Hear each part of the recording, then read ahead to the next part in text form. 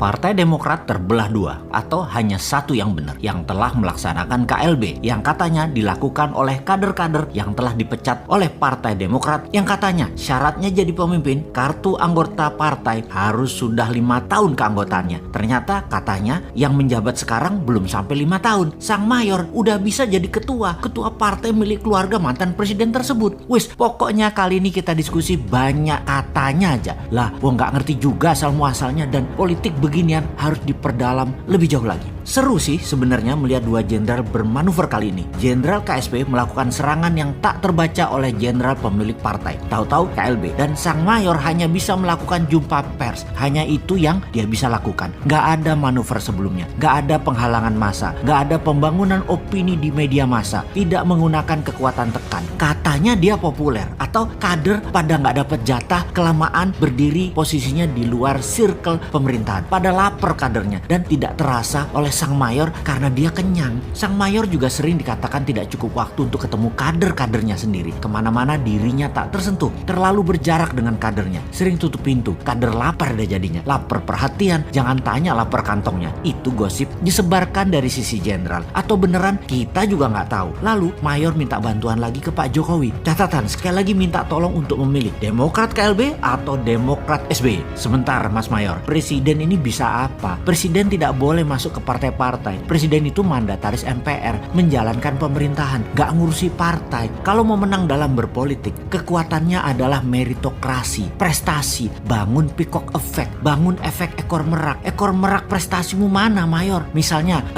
apa kayak gitu? Gile, gue sampai bingung mendaftar prestasi meritokrasimu apa sih untuk rakyat selama ini. Oke, gini deh, walaupun Sontoloyo, Bosman ini berusaha keras sekali untuk membangun meritokrasi dirinya sendiri. Berat, sangat berat. Uang kampung soalnya nggak kayak kamu, bapakmu presiden ke-6 Indonesia, asetmu akeh, asetmu banyak. Bosman coba bangun Mardigu Nation, cara cerdas bernegara versi generasi digital yang akan bersaing dengan old money. MMT, printing money melawan hutang IMF dan FDI misalnya. Kemudian solusi ekonomi dengan TINA di mana bunga deposito 0%. Lalu membangun bottom of pyramid, membangun para UKM. Banyak strategi new mind dalam bernegara untuk anak milenial dan Gen Zilenial. Dua generasi digital ini semuanya di Mardigu Nation ini dikatakan masih teori, tapi setidaknya kita punya platform bernegara. Calon pemimpin lain di tahun 2024 nggak punya, masih pada ikut old mind, bernegara pakai hutang, pakai asing membangun ekonomi. Dengan cara kayak gitu sulit berdaulat. Generasi new mind sudah lengkap strateginya kalau mengikuti Mardigu Nation. Lalu meritokrasi adalah membangun ekor meraknya. Bosman ini mana? Dinaran adalah tool ekonomi untuk Indonesia, yaitu rupiahnya punya underlying.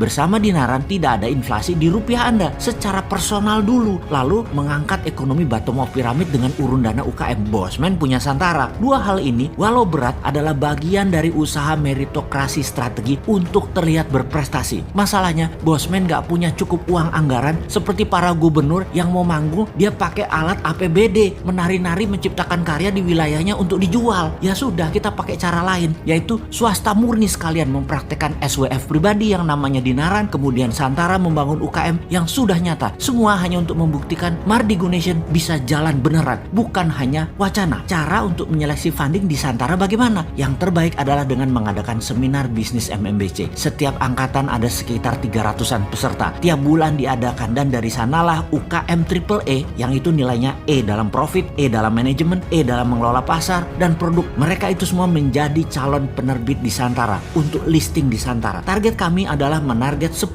UKM menjadi penerbit di Santara dalam 3 tahun ke depan dan menarget investor receh urun dana mulai dari dana ratusan ribu rupiah, 2 atau 5 jutaan berurun dana membantu UKM scale up. Ini akan membuka lowongan 200.000 tenaga kerja baru tercipta dari strategi ini. Sebenarnya kasihan ini Bosman yang merangkak berat untuk mengangkat ekonomi bottom of pyramid tanpa modal jabatan, tanpa modal anak orang kaya, tanpa modal politik. Banyak haternya lagi yang anti new mind, tapi tetap optimis, tetap semangat karena punya modal lain yang lebih jujur. Modalnya saudara setanah air yang percaya kekuatan gotong royong bisa menyelesaikan lemahnya bernegara dan lemahnya ekonomi secara bersama-sama agar Indonesia berdaulat.